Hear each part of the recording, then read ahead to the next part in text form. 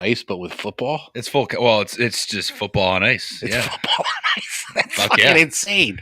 We used to fuck around like that a bit back in the day. Little ice football. Oh yeah, yeah. Full padded too. That just seems dangerous. Yeah, we are live. Oh, we're live. Yeah, forgot. We are live. Hey, cheers. Cheers to you. Garage episode. I'm not driving tonight. All right. So the Bills suck. Who could have sounded the alarm on that? You. I fucking told you. You know, there's so many things that you could blame for the last game, but I'll keep it pretty simple. You're going to keep it a buck? I'm going to keep it a buck, all right? For real, on God, no cap. It's just not our year. It's just not our year. It might not be, as SP would say, it might just not be our lifetime. Ooh. Yeah. That'd be crushing. Might not just, I mean, we've said it. I think we said it in the, if Josh Allen was not on the Bills, like the day he's not on the Bills, or if he got hurt, it was very, very close. It was very close. This past game. They're horrible. They're not a good they're basically the Jets. Yeah. They're very close. He is the lipstick on the pig. And I think it, for a guy like me who's been saying to fire McDermott since the 13-second game, my roosters are finally coming home. Or my chickens are coming home to roost. Yeah. Do you really think so, though? Oh, they're fucking firing him. If they, so let's say they make the playoffs. I mean, if they miss the playoffs, he's gone. You can't miss the playoffs in Josh Allen's prime when he doesn't get, seriously injured. Yeah. He lost the division to the Patriots with a second-year quarterback. And really, the Patriots roster isn't really that much better. No. It's not even. I would argue it's similar.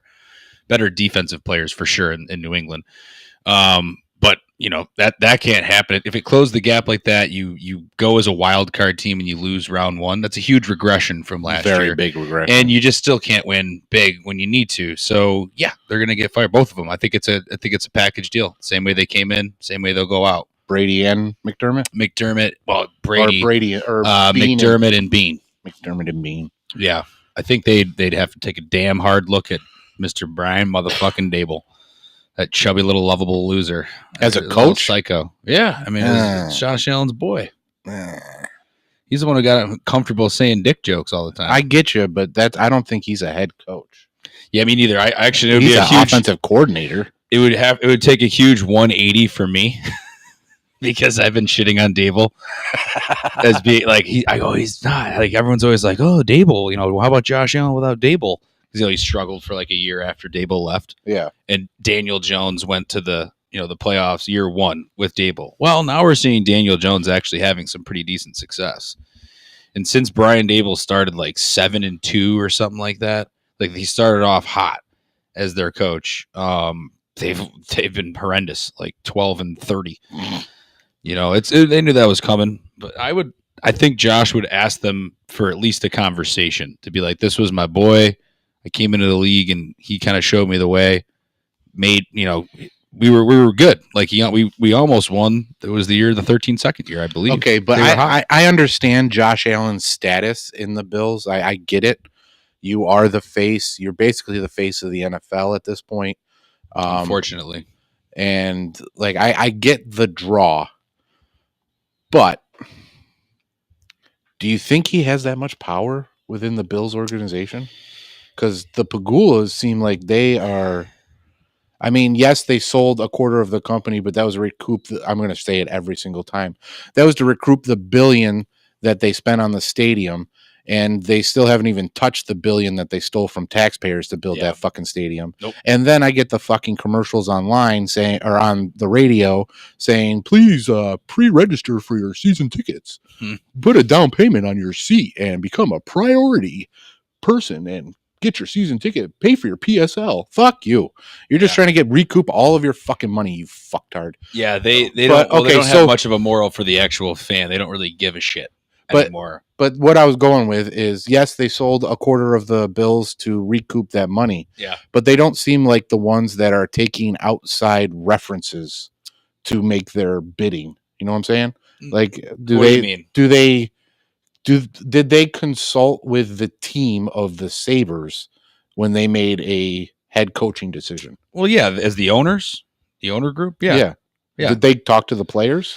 I mean, I'll be honest. I don't think Terry Pegula gives a shit about the Buffalo Sabres. I mean, that's pretty evident through the course of however long he's owned the franchise. Okay, maybe that's a bad situation, but do you think that legitimately with this billionaire Terry Pegula that he's going to take the, in essence, peon of Josh Allen's idea? Yeah, he is what sells. He's building that stadium. I mean, they probably would have moved if they didn't have Josh Allen.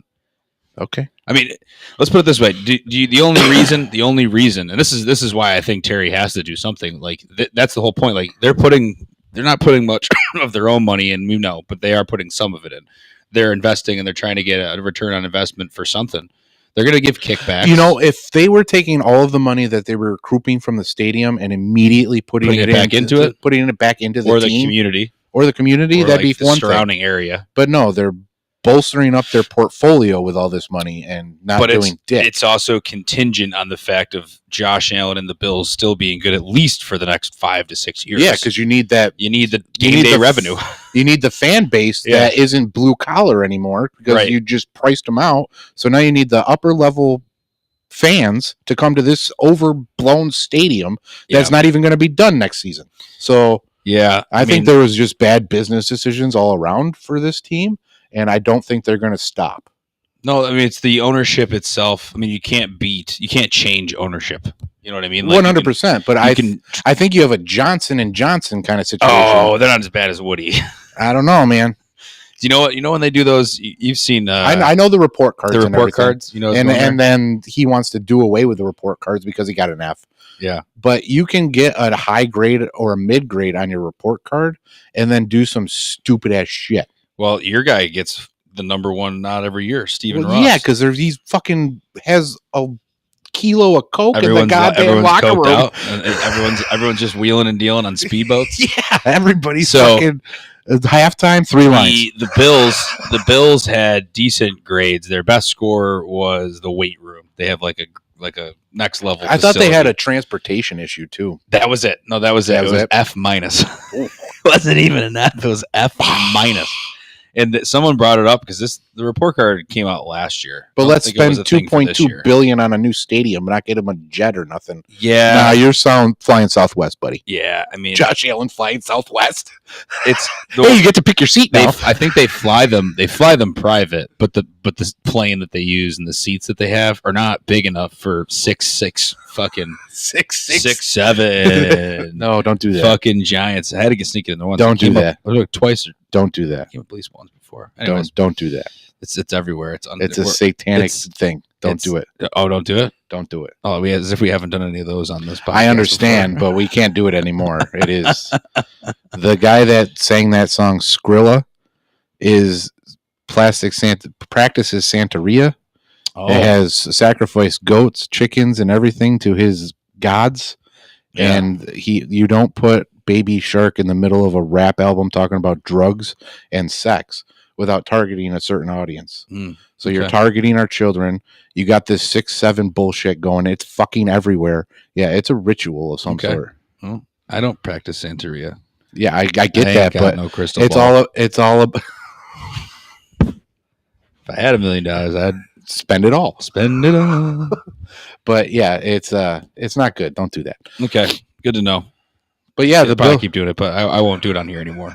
At least not intentionally. I might sneak out. But yeah, that was why the travel was bad because their players are fucking ginormous and they put them on just regular old fucking seats. Yeah, you get that. Who's that guy on defense? The 6'11", 290. Deion Walker. His numbers look like fucking, they're in a font or two sizes smaller than everybody else's numbers. He's just that big of a human. His back is so long that there's like 2 feet under his numbers of jersey because his back is so I never really looked, but I can only imagine like his fucking shoe size is probably like 15. Like he's just giant. Imagine him just stepping on you.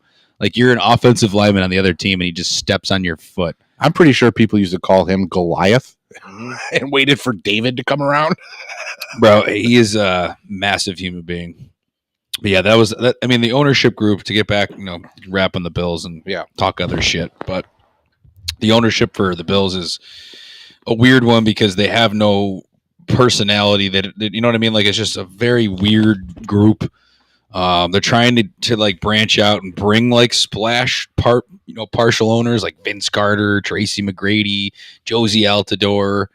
Those guys can go out and be cool. And Terry's just, I imagine Terry spends most of his day in a fart-filled room in like these little like short, like tight fucking sweatpants shorts in like a wife beater. And it's like, and he just sits in there and just makes money. Doesn't know what the fuck to say or do with his life. Wearing Larry Bird shorts.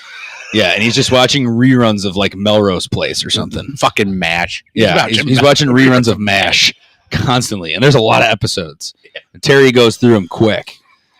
I just imagine that's how he goes his day to day, and he's like, "Oh, I have to make a decision on the Buffalo Bills head coach right after this season." Back.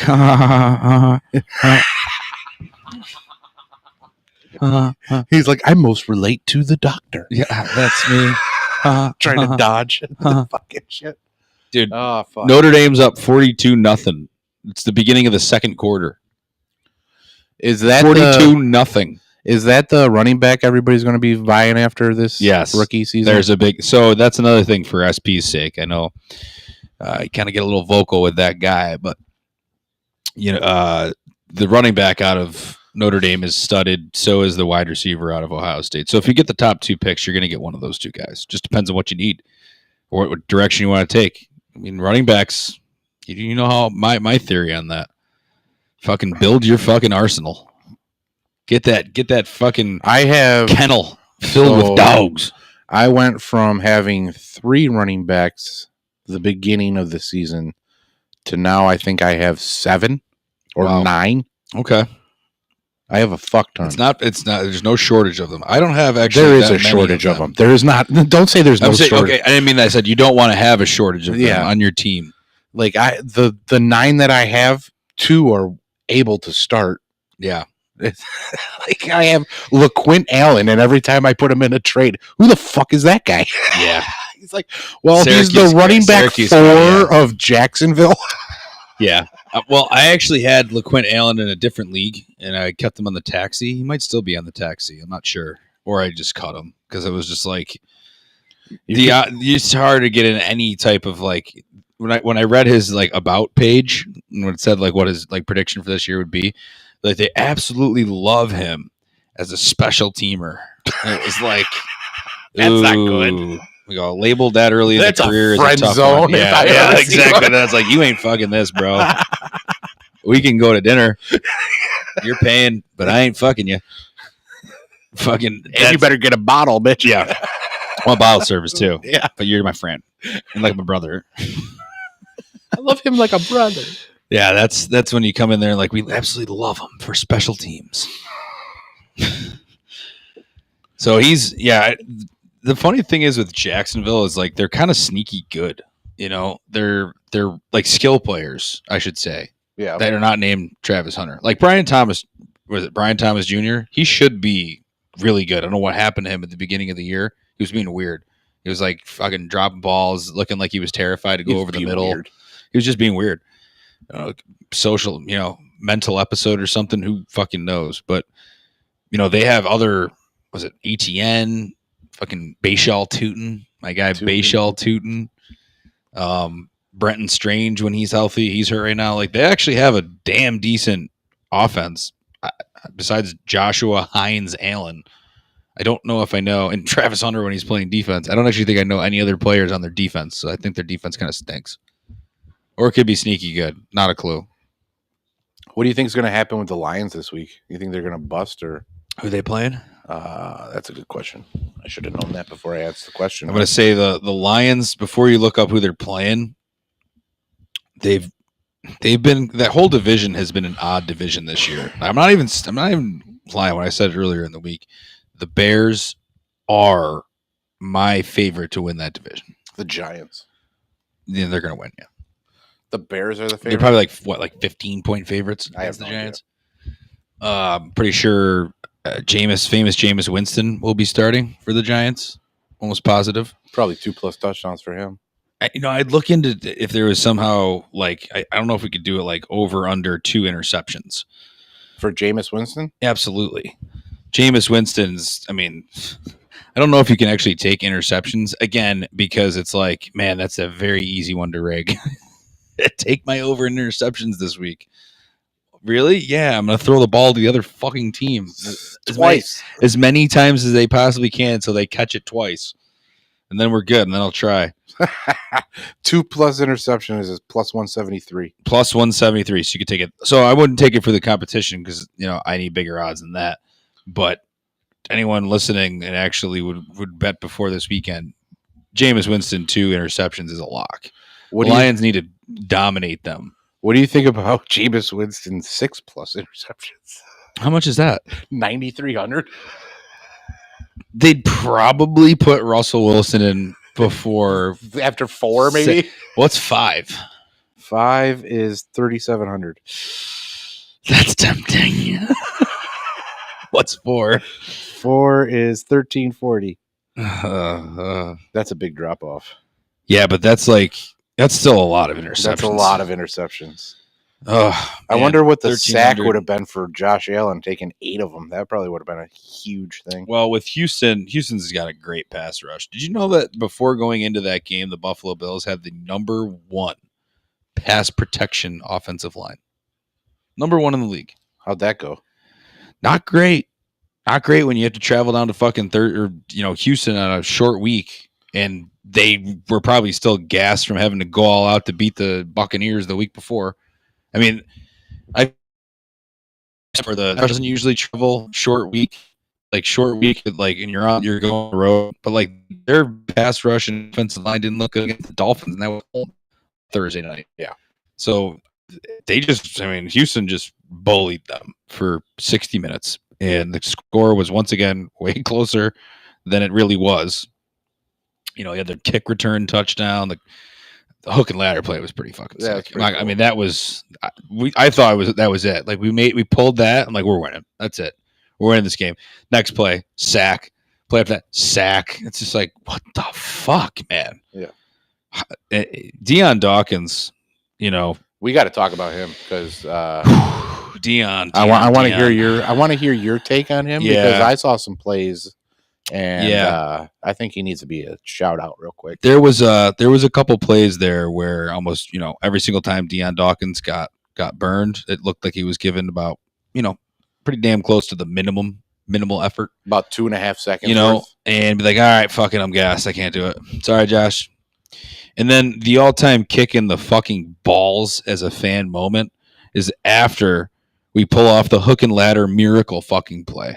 We get into a situation of 4th and fucking 1, and he false starts like a total fucking ass clown. It wasn't even he looked ridiculous. You want to talk about what looks scripted or not? That looked scripted. Yeah. Fucking immediately screws his team into a 4th and 6, and then right after the game, he's just running around laughing it up with Will Anderson, who fucking cooked him all game long, smiling right as the cameras were following them off the field. Fuck you, dude. Yeah. That guy.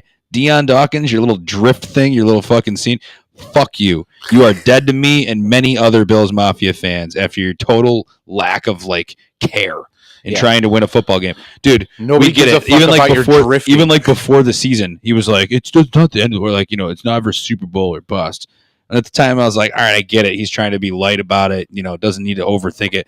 Now I just think he doesn't give a fuck if they win or lose. He just wants to be famous. He just wants to be a personality. So, the faster they get that fat fuck off our roster and somebody else who's younger and not showing signs of being washed, which this year, even before this game, his age on the line is starting to show. And it could be an effort thing. I mean, honestly, just could be an effort thing. I think it's an effort thing because he goes like 2, maybe 3 seconds and expects the ball to be out, not extending a play. If Josh rolls out and his guy rolls out after him, he just stops. Yeah. Just stops. I don't like it. I don't like his effort. I mean, the whole team just looks, and he's a blindside tackle, right? Think of it this way, okay? Like when you talk about some teams who are good around the league, they have pretty good, they have veterans, of course, but a lot of it is young talent that they've been able to draft. Yep. Whether that's having a lot of picks or just hitting on your picks for young players. And in recent years, I mean, I can't actually think of maybe Maxwell Harrison will pan out, but it's pretty early to tell. And he was hurt for most of the year, and he's played 3 games. He might work out, but Keon Coleman, that's not working. and you picked him at pick number 33, 33rd in the draft, and you have him in back-to-back healthy scratch in year 2. That's a failure. If he's Whoever that is on, I don't know, Joe Brady, McDermott, himself, Josh. I mean, like, take your pick of how that didn't work out. One more time, I think he has to go down to the practice squad. Is that a rule? I think so. Really? Yeah, I'm not well versed in the rules, as you well know. I've never heard of that one. That'd be interesting though. But no, I thought you can just, it doesn't matter. You can healthy scratch somebody as long. I mean, they'll get pissed. They'll probably want to get released. That's usually how that goes down. Or because the trade deadline's fucking over, you'd have to wait till the year's, until next year. Yeah. To me, it's like you can't figure it out. Like, I hope I'm going to Pittsburgh. I'm going to the game next weekend with their boys with Bear, and I hope he plays. I mean, they played with 5 wide receivers last game, and this was something. I'll give this one guy a little bit of credit for his film breakdown. I don't want to give him. I'm not a big fan of this guy. It's funny that he got fired, but Emmanuel Acho gets a shout out for his film tape on this one particular play. And it was 3rd and 20. And it was the play before the 4th and 27. Okay. So what got them to 4th and 27 was 3rd and 20. He goes, this is some of the most disrespectful defensive play calling I've seen in quite some time. He goes, it's 3rd and 20. He goes, teams call, cover 2, whatever kind of zone, like just, a man zone, whatever. It's like mostly there's, they never play. He goes, they called straight up man to man on 3rd and 20 because they knew they disrespected the Bills wide receivers to get open at every single spot. On 3rd, he goes, on 3rd and 20. He goes, all it takes is one corner's foot, to fall over, and that's it. They're gone. It's a touchdown. He goes, and what happens? Locked up, sack. He goes, how's that ever going to work? I mean, it's quite clear that Brandon Beane angrily rage called into the radio show before the year started and said, "Why I'm sick of this question. Why you talk about the receivers?" Guess what, Brandon? You're never going to fucking live that down anymore. Hashtag Jeremy was right. Hashtag fuck McBean. It's time to move on. And to be honest, what do they hang their hat on? They had Josh Allen. You drafted Josh Allen. There's a few other players along the way that have been good players. None ever to the level of Josh Allen. None. Not a single one. Jimmy Cook. Jimmy Cook's the closest you can get. Him and James Cook. Yeah. Rousseau has disappointed. Ed Oliver's always hurt. Milano's always hurt. Taron Johnson. Dude, their defensive secondary and linebackers Bernard look like me. Bernard looks like my size running around there as a middle linebacker. Yeah. Imagine Ray Lewis getting tossed to the ground like a ragdoll by a tight end. Like, it's just... They are so in their own heads of their own guys. It'll never get better unless you cut the fucking snake from the head and then filter down the rest and bring some new people in that are going to build around Josh Allen for the, 4 to 5 years of his prime that he has left. You know what I mean? They've wasted 8 years. Yeah. So there you go. Yeah. End of Bill's rant for me. You had an opportunity. I'm going to say this, and I regret even thinking it, but I'm going to say it. Oh, this is juicy. You had an opportunity with Stephon Diggs. Yeah. You were on the right track. You were in the right zone. You had the right everything, and you just couldn't pull it off versus Kansas City. And that's good tobacco. Yeah, you're absolutely right though. It was a 13-second year. Yeah, that was your year. If there was ever a year, that was your year, and that season, that postseason, is Josh Allen's NFL record, highest passer rating in a single postseason. It was the perfect game against the Patriots at home. Yep. The week before, we won 47-17. It's the greatest game I've ever been to in my life. The number one game that I'll remember when the building goes down was being there for that. Belichick's last playoff game ever. Because he ain't fucking coming back. Not with this shit show going on down there. Might come back as an advisor. Yeah.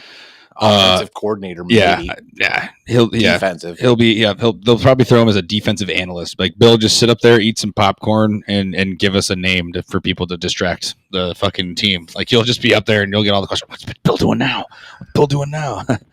Teams doesn't give a fuck. But yeah, that was the year. And who fucked it up? Pussy ass McDermott, not understanding time management, clock management. It happens time and time again.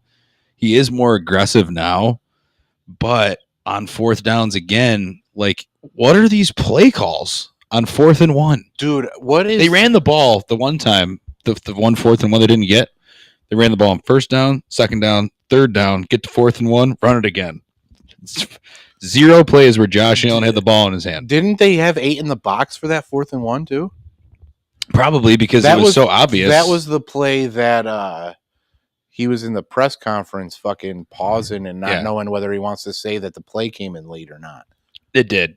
And then he said, when he got, you saw on the broadcast when he got back over to Trubisky, he goes, "What the fuck are we doing?" And I said literally those exact words. All of us like literally said those exact words 10 seconds before. We all just watched it happen. We're like, dude, what the fuck are we doing? And then all of a sudden you show Josh, the whole fan base, that is how we feel. Yeah. And here's another thing that Pegula has probably realized, to wrap it on them and to tie it all back to the top. The fans, they're very close. They're very aware of what the fans say. They're reactionary in a way a lot of times to the fans, except for that one thing that they've never been budged on, which is McDermott and Bean. But when he knows that the optics are, Josh was just a fucking pinata on Thursday night. Got sacked the most times he's ever been sacked. Almost got hurt. He almost got hurt like several times. Yeah. There's no one open. People are calling us out on online. You know, people. I mean, I hadn't heard this yet because it was like whispers on like the Cowed and Coward podcast. But you know, our boy John Middlecoff, who I will always plug because he's the man.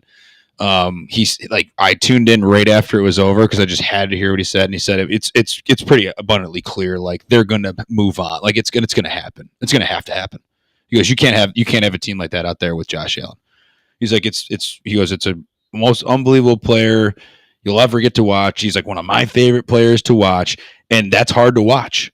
He goes, because you know he's gonna get hurt if that keeps up. Yeah. He goes, it's not, he's talking about, it's not necessarily the offensive line. That was a bad game. He's like, who are receivers? Who gets open? Yeah. That's the real problem. If it's not your offensive line, there's no one getting open. You can't get the ball out in 3 seconds. You have to hold on to the ball for 20 seconds. Because their offensive line is good.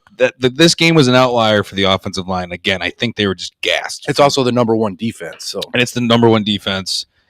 Tough spot. You get the number 1 defense coming off a short week on the road. It's not a good spot. They don't even practice. They do walkthrough practices on Monday and Tuesday because they're still recovering from the game they just fucking played Sunday. Yeah. It's ridiculous that they even have to play those games. And the Bills got 2 of them this year, which is also bullshit. But anyways, it just, there's too much bad vibe, juju. You can feel it from kind of the beginning of the year. Josh was upset. All of us left the crowd. He was upset that we all left the first game, and like ever since there, it's just been like, man, this doesn't a little fun anymore. It seems like a lot more pressure. I wonder if the script got changed because you all left. You think? Because this fan base doesn't fucking believe. All right. Oh yeah, they don't deserve it at all. Yeah, what they've been through. I'm just saying, like after all they've been through, they still don't believe with Josh fucking Allen. Yeah. And they just fucking abandoned him when everybody knows that he is the city, and y'all just abandoned him. Yeah, I felt bad for it. Believe me, I did. I mean, I was not in the right base of mind. I'm telling you right now that I wouldn't have left. No, I've learned my lesson. I refuse to leave any professional game ever, especially if we're losing. If we're winning, we're rolling. And this is a playoff game. Like I said, if it was a later game of the year, I'm like, what else is there left to lose? I'm not going to rehash that part of it, but yeah, I don't know if there's. The funny thing is what was I just going to say? Forgot about the beginning of the year. I don't know. What were we talking about before that? Just the Pegulas being Pegula. Yeah. Just being fucking weird. I don't know. I can't remember. What do you think about the Epstein files? Yeah, let's go into that. So how about I love the segue, by the way. That was great, right? Non-existent. It's like if Back to the Future was never made a movie, there'd never be the little segue things. No, ever. No one had ever thought of that unless Michael J. Fox was around. So no segue. So Marjorie Taylor Greene is going to be resigning. Did you see that? Yes. I did not see that. Catch that. Why is she resigning? Well, because she's probably going to go rogue. Or as you would read in like the news, like Fox News or wherever, CNN, like the people that would just comment on it. Mm-hmm. They're like, oh well, what happened is the Trump people, she'd been speaking out against him. Oh yeah, well, quite a bit. He spoke out against her. Yeah, and he said, what he said, and she went on again. She's been going on a lot of shows, and I mean, in her defense, she's a true populist and true to what she believes. She doesn't give a shit about what the party line wants her for. I mean, in a way, I think she plays a good part in her own way. But yeah, I mean, she's going to be resigning, but also is going to be part of the vote that comes out on Tuesday. So I think it's probably what vote is coming out on Tuesday. To release the Epstein files. That already happened. No, it was how many to get to a vote. It needed enough people willing to do the vote. It already happened. What are you talking about? It already happened. Senate and the House and Senate, and it's already signed by Trump. They have 30 days to release the Epstein files. There's no way that happened that fast. I'm telling you. I just read an article today. It happened already. It happened this week. Wait, really? Yeah, I was watching it live. Oh man, I must be way behind. This is I've been spending most of my time, to be honest, people, watching Ken Burns PBS documentaries. Okay, The Revolution just came out. It's fucking fantastic. Should look up the vote. Yeah, see, Trump signs. It was 417-1. Wow. In the House, Trump signs bills authorizing release of Epstein files.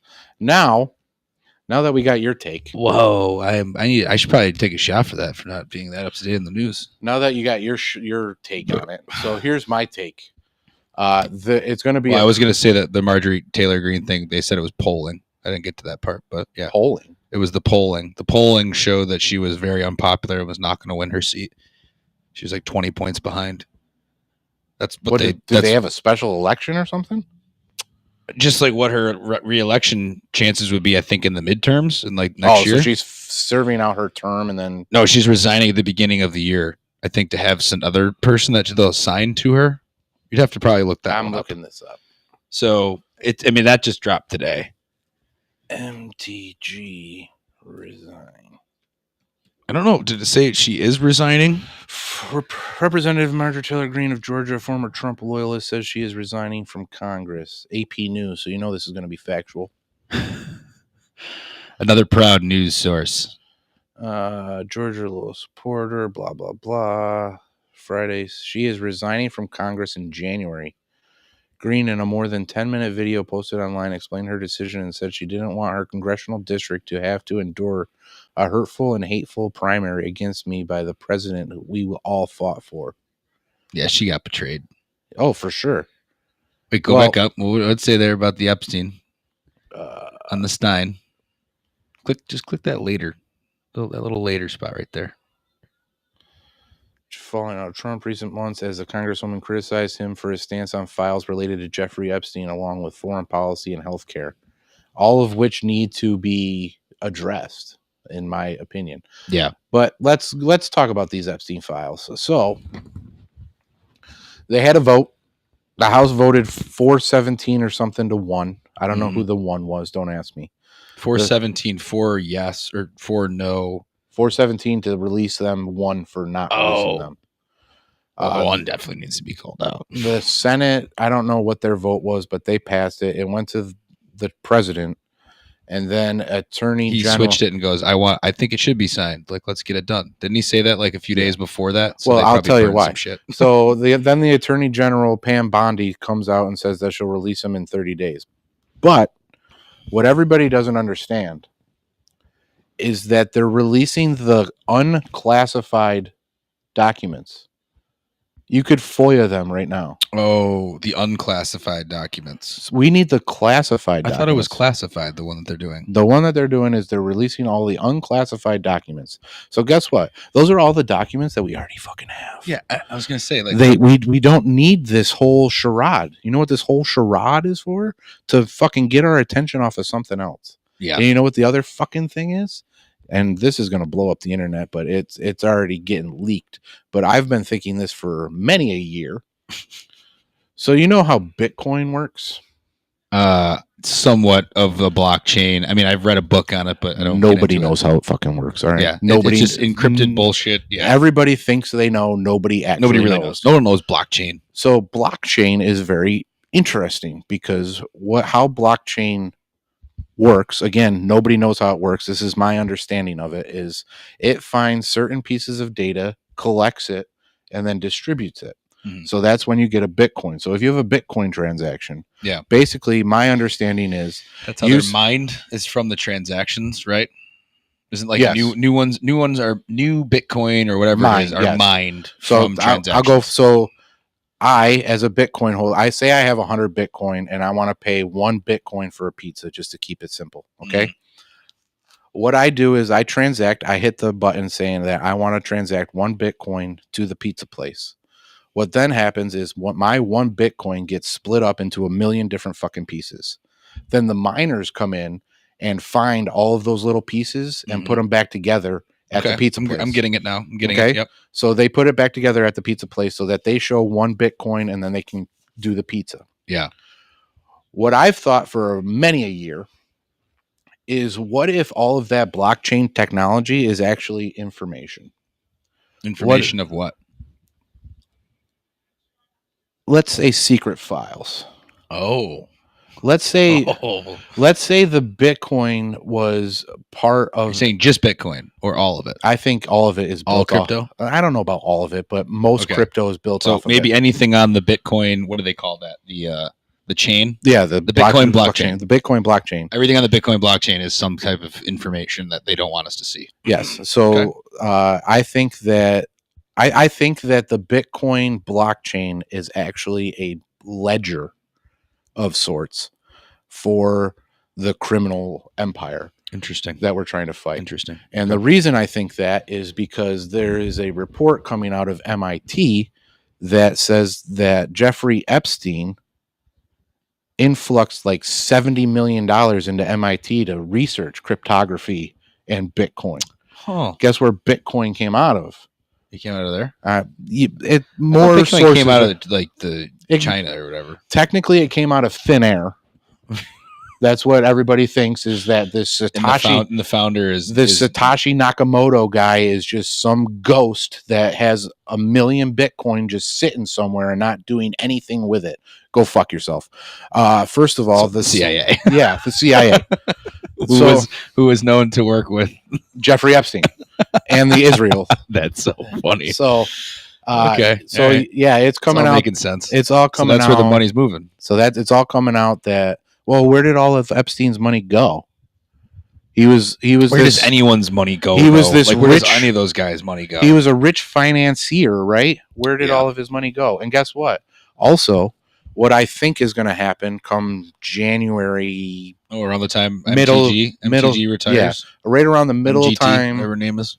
Yeah, Mary Taylor Greene. Green. Marjorie Taylor Greene. Marjorie Taylor Greene. We'll both take a shot. Yeah. So what I think is going to happen is, what I think is happening now is that Trump is going in and recouping all of Epstein's Bitcoin that he had on the network. Okay. Which has the files on it. Which has all the files on it. But then he can put the Bitcoin in the coffers. Okay. Mm-hmm. He's already going around and buying up all the world's gold to put in the coffers. Okay. What I think is going to happen come this next vote to open the government, because we already had a shutdown for more than a month. Longest shutdown ever. Longest government shutdown in the history of America. So what I think is going to happen before the next shutdown is Trump is going to come out on his fucking pedestal, all AI and glitchy. And he's going to say one of those videos. And he's going to say that Bitcoin is now revalued at $1 million. Gold is now revalued at $20,000. And by the way, we have 2 million Bitcoin and 500 trillion ounces of gold. And our debt is in USD, which is going to tank because now we've got new viable options of Bitcoin and gold. So the debt becomes worthless. Pretty much. To a degree. So not that it becomes worthless. What does it then move to? It probably doesn't move. It dies with the dollar. Yeah. But what I'm saying is that $37 trillion in debt, right? That's what we have right now. Mm-hmm.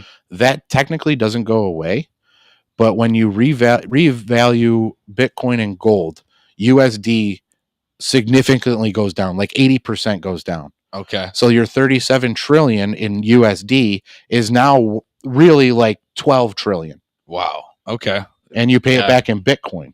Yeah. And it's not that they're going to pay it back, because they're not going to pay it back. No. It's that they want to make their balance sheet better so that we look like a solvent nation and not one that's in bankruptcy, because that's what we are. If you're a household right now, we're in bankruptcy, and nobody understands that, and we're all going to suffer. Like you, me, everybody in the middle class area is going to suffer hard. What, when they make the switch? When as soon as they revalue. So once they revalue, know that you need to switch your assets from USD. You need to contact your employer, get out of USD, get into something else.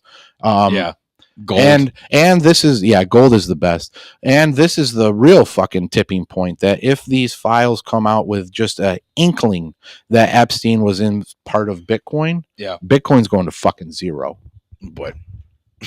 From $83,000 a coin to fucking zero. So within like a week. Like you won't have time to get out. You will lose massively. So wait, that's the alternative you're saying? I think if it doesn't come out that Epstein was part of Bitcoin, that he's going to revalue it in January. If it comes out that Bitcoin is part of Epstein, he's going to revalue XRP. Interesting. So you're saying the XRP would be? I'm confused though. So you just did that whole thing about mostly Bitcoin though. It'll be revalued at $1 million. Because I think that I think that. So there's two planes of thought here. One is that he's going to revalue everything and correct our balance sheet. Two is he is actually for the people, which he has not shown. He isn't actually paid for by Israel, which he has shown. And he's actually going to do something about the cabal, which he hasn't shown. Where he revalues something about a club, where he revalues XRP and gold to a reasonable level. Yeah. Where you revalue XRP. XRP right now is at like $1.83. You revalue XRP at like $100. Okay.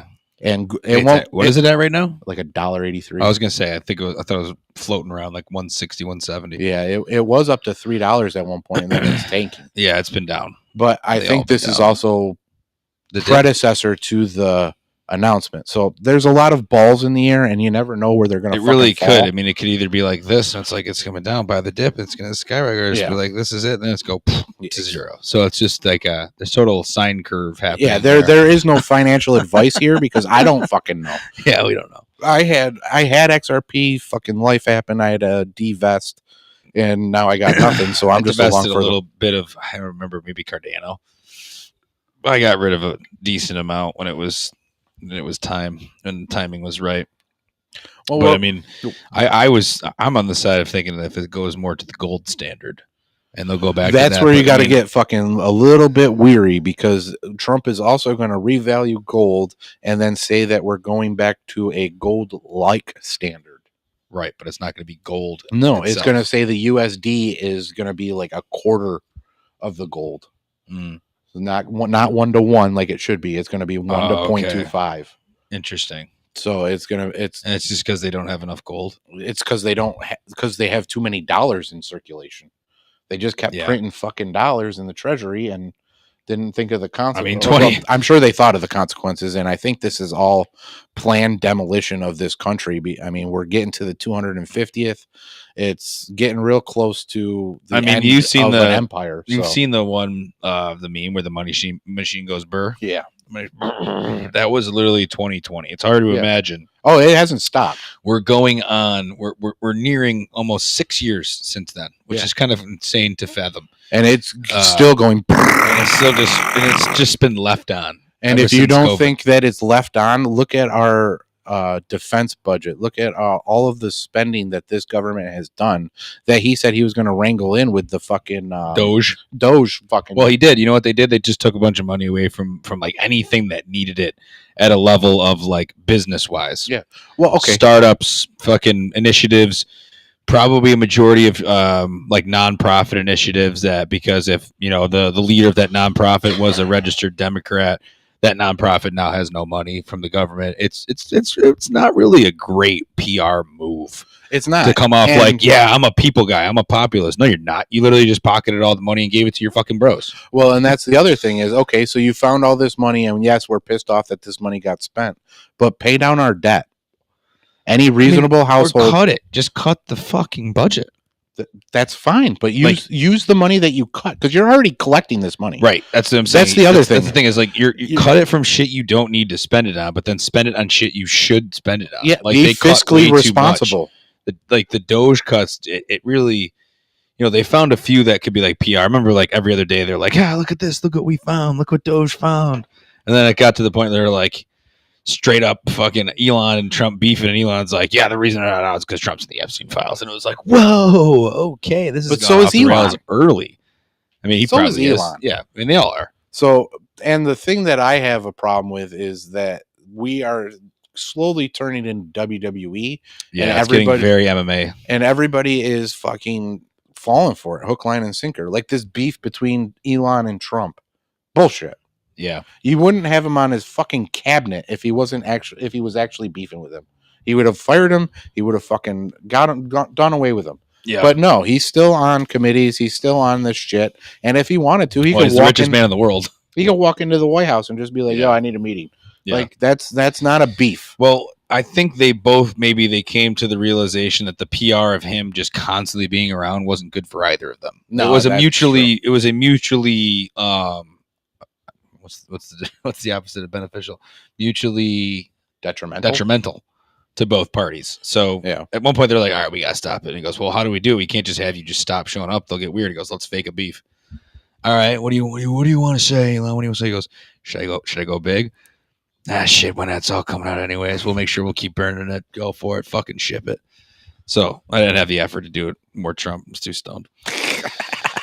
I could have kept going, but I could feel it was off. So I'm just going to talk normal. I'm wondering when these questions are going to get answered, though, because like it's one thing to say that you're fake news and you're not good media, and I get all that because of what we were fed for 2020 to 2024. But some of their questions that are getting asked need to be answered. Yeah. I mean, there's going to be some stuff that comes out. Did you see that picture? I think it actually has been proven to be real of Trump in Bill Clinton's lap. You seen that picture? No. Here. I'm going to pull it up on my phone and see if you could find it. I don't know how else I would do it. Didn't emails come out saying that he sucked Bill Clinton's dick? That's what the picture looks like. Oh, really? Yeah. And it's real. I mean, it looks pretty real. I don't know if this was like part of like the, hey, now that we know it's all coming out, that this is happening. This is just some dude I follow on Facebook who's honestly super annoying because he's liberal as fuck. But I mean, this looked real. I mean, if you look at it, like, that doesn't look doctored. That's weird. Yeah, and it's got like the little timestamp Yeah, I don't from know. 04, October 23rd, 04. And it just and someone ran it through the AI thing, and it says came back 99.9% real. Like most of it's like the slightest chance it'll be AI, but I was like, no, that looks like a real picture. That's interesting. Yeah. So And then what if he leans into it and then he's an openly gay president? well, then we just have to realize Then that the Democrats pretty just much quite explode. literally everything right now happening in our time is quite crazy. He just met with Ma'am Danny in the fucking White House. Did you watch that at all? You didn't watch that? No. So, I What mean, happened? I didn't watch it either, but the clip that I saw on my fucking algorithm, Your algorithm? on my algorithm, was he's standing there, right? Trump's at the Oval Office or the desk, and M. Downey's standing right next to him, and the lady asks, during your campaign, you repeatedly called Trump a fascist. Would you still say after your meeting today that you would call Trump a fascist? And he was like beginning to say something. And Trump just like cuts him off and he goes, that's okay. That's okay. Yeah, you can say yes. It's just, you can say yes. You're good. He's okay. Yep. And then he's like, it's just easier that way. They don't ask questions. You know what I mean? Then he goes like gives him a little. It's okay. It's just easier. Just you could say yeah. It's fine. It just gives them a little. And then Pebbles texted us last night and said something like, he goes, "Fucking Mam Danny going to Trump he goes, just a fucking fascist and a communist being boys, so good for America." Yeah. Jesus Christ. It was. Yeah, I mean that is. I Yeah, watched he it, calls I'm him a dude, fascist, again, but you're is a this? I'm communist. I again. don't I'm like, I see the text of it first, Yeah. like of what happened. I'm like, okay, I gotta find that video.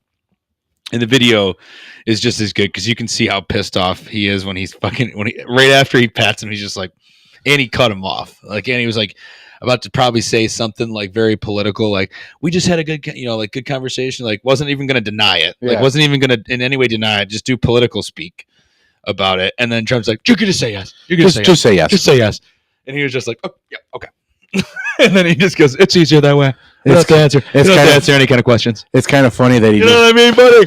he immediately cowered down to Trump. That's fucking hilarious. Just say yes. All right. At the same time, I look at it and I'm like, well, that's the power dynamic. That man's sitting in the Oval Office where the president sits. You're just standing like a little bitch off to the right side. You're already emasculated as it is, just having to stand there next to the guy sitting at the fucking presidential desk, and then he pulls off that. Just go ahead, call me a fascist. Don't give a fuck. Pat you on the back of your little boy. See ya. I've got a lot of problems with Trump. It's but interesting. Man, that dude is funny. I gotta say, there's funny moments. That dude is funny hilarious. moments. But I would say, when you looked at that campaign, like everything that I've come to see, you're on the other side of things. I'm constantly on the side of nothing ever happens. And now I'm there. Yeah, I mean, it's just like, it's never as bad as you think it could be, but it's never going to hit how good you think. Like if you're in the moment, like when Trump wins re-election, right? That's like, this is great, right? It's never going to be as good as you think. No. Or, man, Danny wins the Fucking New York City mayor's race. 10 days This is going to be horrible. This is going to be the end of New York City. It probably won't be that bad. Like it never ends up in any side great or bad. It just ends up as mostly nothing. Nah. I mean, things do change. Don't get me wrong. Behind the scenes, most of the time, it just ends up worse for us. Yes, it will always end up worse more often than not. Like slightly worse. Yeah, we should probably. Can we pause this and take a quick Can we take a? I can end it and then we can restart it. Oh no! Well, that's no. Here, I'm gonna grab another beer. If you want to do a quick monologue about something, feel free. Monologue. I'll just stand over here and do it. Am I off camera? Yeah. No, not even a little bit. Still on camera, huh? Still, that was on camera the entire time. Okay. Well, that's good to know. Go ahead, monologue. What should I monologue about? Monologue about prepping. Prepping. Okay. What would you prep for right now? I would make sure that you have water storage right now. I would make sure that you have at least 3 to 5 days of food because you never know what's going to happen. The 3i Atlas just kind of went out of the fucking news cycle as far as I know, but solar flares are back in, and whenever people talk about solar flares, they talk about the electricity going out. So start planning for that. If you don't have a generator, get one. Water is the most valuable resource, though. If you don't have a way to store water, get one. That's the biggest thing. And you don't realize how much fresh water you use until it's gone. So, bathing, showering, washing your hands, toilets. You could get by. You could get by though if you think about it, with not having any water in your toilets at the end of the world. Just go take a piss and shit outside. That's true. Or shit in a latrine, like how they do it up in Canada. Like when you're out in the land, it's a toilet, but underneath is a box. You think that wouldn't you save water though that way? You think that our mother-in-law is going to go find a tree? You think? You think that she is going to be? First of all, this is end of world scenario shit. So yeah, I mean, I don't know how they would do to begin with. I mean, in that existential existence, like, hey, power is out. It's either we shit outside Great. or we waste water. Yeah. Yeah. You good? 100% ate okay. My Freshly grown tobacco from my backyard. fucking You know what's great. funny? Is it illegal? Is it legal to grow tobacco? It's illegal to grow tobacco. Yeah, it's illegal to grow tobacco. Yeah, we didn't grow that. I'm just kidding. That's weed. Well, no, you didn't have enough to be illegal, so technically it is legal for you to grow it. No, I didn't. Well, no. Yeah, the weed. Yeah. Well, yeah, it's legal. Yeah. Yeah. course. Tobacco. I was talking about. I was My just bad. joking with it. Yeah, I think it is illegal to fucking. I think it's illegal to grow tobacco. I think it's illegal. Yeah, to you grow probably have to tobacco. have a specific license. Yeah. I mean, you obviously can't also grow tobacco where we live. So You could. It probably wouldn't it work would out too well. suck. You'd have a little. What's that one? That's my tobacco plant. It hasn't flowered in all 6 years that I've tried. It'll get there though. It'll get there. St. Louis Blues up 2-0 versus the Islanders. If you are a hockey person. Vandy putting belt to ass to Kentucky. And once again, Texas, Arch Manning and his Texas team struggling against a 2-8 Arkansas. Yeah, that's not good. Arch sucks. That's like a Josh Allen going up against the Miami Dolphins. Okay. All right. No. I mean, I'm not Like, gonna. I'm not gonna. That dude just dropped that ball. I was gonna say that's actually just a horrible drop. Well, good defensive play, Yeah, but still, but you're playing against Arkansas, who's not a good team and probably already fired their coach. That's one thing I'll say here. It's kind of getting crazy right now. So, in college football, the NIL. Some schools willing to spend more money than other schools. Some schools just being more attractive than others. This is prime like coach gets fired from a great program, aka LSU, and it's pretty obvious that LSU or in Florida. I think LSU and Florida both fired their coaches. They're pretty good schools. LSU is a very, very advantageous college football job. You know how many fucking college football and like professional players come from Louisiana, just like that area? They all go through LSU. Okay. Like it's Joe Burrow, national champion. Ed Ogeron won a national championship. Les Miles won a national championship there. I think Nick Saban won one there too. Okay. So it's a great school. But Lane Kiffin at Ole Miss, he's got his team humming right now. Going to make the playoff. Going to make the college football playoff. Probably can make a run at a national title. But apparently will have to make a decision on whether he wants to leave his team in the middle of their playoff run to then coach LSU next year. Does that make any sense? Shouldn't he be allowed to finish the year? I would think so. Right? That doesn't make any sense. Why wouldn't he be allowed to finish the year? Because So- the LSU is stipulating that he finishes now? Right. So you think about it in the NFL.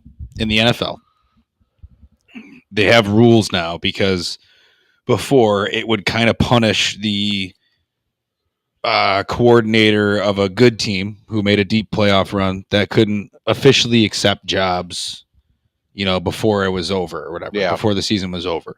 So I think they adjusted some of the timeline for that for when coaches get hired in the NFL. They have to do that for the NCAA. I mean, that's just ridiculous. That's insane. It's just like, I'm sorry. I know it's like, it's important for a guy to be like, well, I have to go start my program. Like you have to go, I got to go. Like I made the decision. And again, if he wants to do that, he probably will be there for life unless he wants to go back to the NFL and try that out again. Yeah. But I think he'd probably just be a great college football coach. It's a tough spot. I think they should just make some type of rule where he can finish it. And plus these days in college, like they're hiring GMs. Like college, like what's his name? Belichick has a GM in his team. Really? Yeah, it's what's his name? Mike Lombardi, fucking fat idiot. Actually, I don't even know if he's like a Belichick kind of like loyalist type guy. He just brought in all of his old buddies. Like he literally just his son's on the he wants to hand it over to his son. His fucking 25-year-old girlfriend who's in an adult cheerleading competitions. Jesus Christ. Jesus Christ. You know how much work he does in a single day? None. It's probably all Mike Lombardi, the GM. So Lane Kiffin could hire a GM. He'll be like, hey, I sat my players down at Ole Miss, and I was honest with them. This is it. This is the last run. It's up to you guys. Do you want to play hard and have this end on the high note? Yeah. Because I am leaving, and this is a conversation adults have with other adults. Sometimes we leave jobs. Yeah.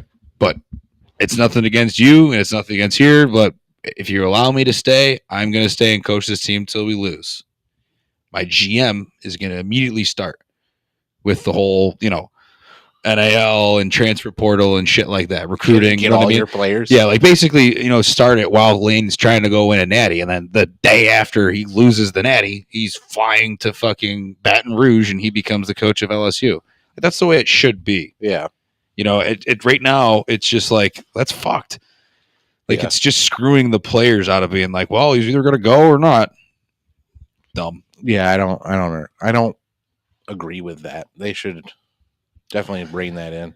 Yeah. But there's so much. I also don't watch college football, so I don't. College football's great, dude. And you also traded. How many picks you got next year? You got to start One. scouting, bro. I got one. One pick? One 4th round pick. I ain't Man. got a scout for shit. That's gonna be tough. Oh shit! A little fight going on there in Vandy. I told you that. There's a fight going on in Vandy. It looked like the coaches. Yeah. Whoa. Is it the volume? Oh, we got flags flying now. It's halftime. What are you gonna do? It's halftime. They still got a whole other half of football to go out there and beat each other up. Whoa. They got the guys with the different colored shirts out there trying to break it up. I never understood what those guys point. I guess it's like signals, but it's weird, random ass colors. Sure. It's like, okay, on this drive, you're looking at the green guy. You're looking at the green guy. You're looking at the green guy. Still looking at the green guy. I told that guy this morning my strategy for the Dynasty League. It's I could care less about the fucking draft. Okay. You don't know what you're getting when you go to the draft. So if I trade all my picks away, fuck it. I don't give a shit. Yeah. You know what my roster is? Damn near 90% of my roster is 24 to 26-year-olds. I wish it had a way to just like Sleeper could probably find a way to calculate the average age of our rosters. It would just be like there has to be somewhere. It's a great app, but not perfect. Like, I don't believe it's the perfect app, but it is good for the customization of our league for sure. It's good for customization, but everything else sucks, and they're trying too hard. They're trying too hard to be funny sometimes. They're trying too hard to be funny, and they're trying too hard to be an everything app where the game's on. I'm going to go to Sleeper to talk about it. Like, fuck off, dude. Well, I mean, you're a fantasy football. Every fantasy football thing has a chat. No, usually people don't use it. But I'm saying on the games. Oh, on the games? Like, you click on a game, and as soon as a play is off, they'll have the people that are in the chat talking about it. Yeah. Like, just roasting people. Yeah, just all talking shit. I mean, that's what I'm saying, but there's probably a lot of bots, too. There's a lot of bots that are in those chats. As soon as the fucking play's done, one of those goddamn emojis pops up. Like, yeah, that's a bot. Yeah, there's bots amongst us there for sure. I like Sleeper, but it needs to stop crashing, and it needs to stop being what it is. It has a... You know what you are. Yeah. Stop trying to build your own betting platform because that's the cool thing to do. Yeah. I understand that we're trying to build something like that, but we know what we are. I think the one thing about Sleeper, though, that I just can't get away from is just its level of tracking on things like the history of the league is so easy to find. Everything is easy to find if you look for it. Like the rules, besides the one, our special rule, the commissioner override rule. But I wish is etched in stone for everyone to remember when they go to use it. I can override it. You can override it? How? Did it this season. What do you mean? I overrode your commissioner rule. How? You put it on my taxi squad. I immediately put it on my IR. Well, that's fine. Yeah, you put it on the taxi squad. It was me, and then it was you got another guy on the taxi squad. Yeah, I'm pretty sure. Yeah. I mean, the rule is if you have our rule, if you know the rule, you should be able to. You should always have somebody on your taxi squad at all times. Yeah, you should never not have anybody. You should never have an empty spot because you can use this rule. You just wait until everyone clears waivers. You're like, oh, I like that guy. Fuck it, why not take a flyer and just have him on there and cut him if he sucks and if he gets hurt, whatever. But yeah, I mean, it's the way that it just tracks that. I mean, I like when it's like a primetime game. I can go in there and literally look, and it's like, okay, here's like the top 3 or 4 players on either team, and it shows what team they're on. Yeah. Like who's we call it in the other leagues, we call it skin. You got skin tonight? You got any skin in the game tonight? And they'll be like, no, I'm skinless. And tonight he was like, he goes, I got a lot of skin. I got triple skin tonight. Like a Thursday night game or a Monday night game. Like who's got skin?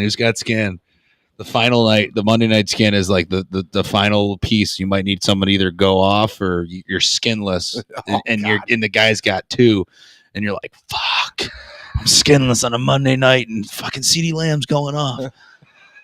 That's it. Shit sucks, especially if you got a lead and you're just watching it. Like fuck.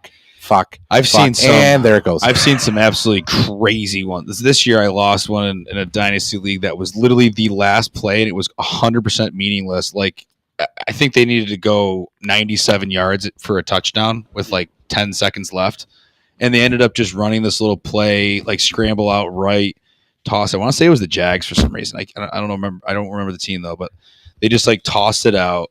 He ran like 10, 15 yards, whatever the amount that the player needed to get to surpass the amount of points to get the yardage points over where I was, happened. And I was like, I'm watching, I'm like, are you fucking I'm like, I think it might have been the Lions. I'm like, are you fucking kidding me? Yeah, I think it was Laporta. I'm like, you have to be fucking, because, I mean, Jared Goff's not throwing. Like, it was just like this weird little rollout toss. I'm like, no way. And it happened. I'm like, I'm dead. Yeah. Well, we probably should go back. This is chilling with the wives. You got Kevin Adams. Fuck you. For what? For this week. This week, yeah. I need you to fucking lose, bro. I need a lot, actually. You need me or Mays, or you need me or Bill Goat to lose. So that's why I'm saying, man, like, you're not having picks next year, you might miss the playoffs. It's fine. So, yeah. It's fine. Your strategy of getting young players has worked. You score a decent amount of points. I think that I was confident in my crew for too long. I'm going to read off your team. Okay. Yeah, I was confident in my crew at the beginning of the season for too many weeks. And then I started making moves. And I'm pretty satisfied with my crew. I think I could get better positions. Okay. That I have. Mm-hmm. Like, my running back is all right. I got Kyron Williams, which is amazing. Yeah. You have DeAndre Swift. Yep. Josh Allen at quarterback, which is a roller coaster. Yeah. Jordan Addison, good player. CeeDee Lamb, good player. Kittle. Godwin, been hurt, but he's getting a little older. That's a good guy to just, Yeah, you'll probably end up having to move off of him. Yeah, he's my cut list for next year. Hunter Henry, Jordan Mason. You probably wouldn't cut him. He'd probably not make the starting roster. I'd probably cut him. Beyond there, I mean, your bench, you got Adonai Mitchell, Rashad White. That guy sneaks into starting rosters. Tony Pollard. You have some pretty good depth. LaQuint Allen.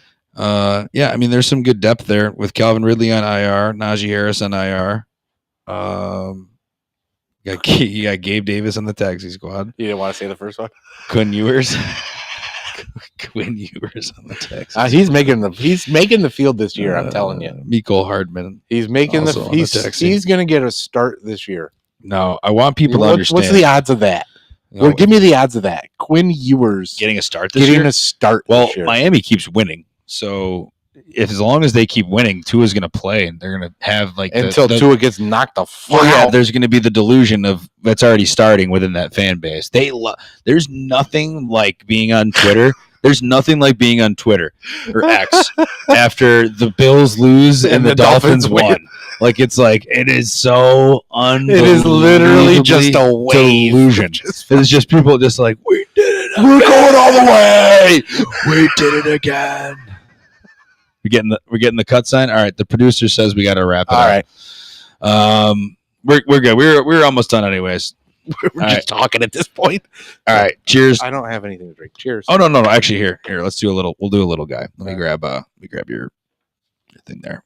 Read off the socials and do your final monologue. Leaving Earth Pod on X. Leaving Earth Podcast at Gmail if you want to talk about what you want us to talk about.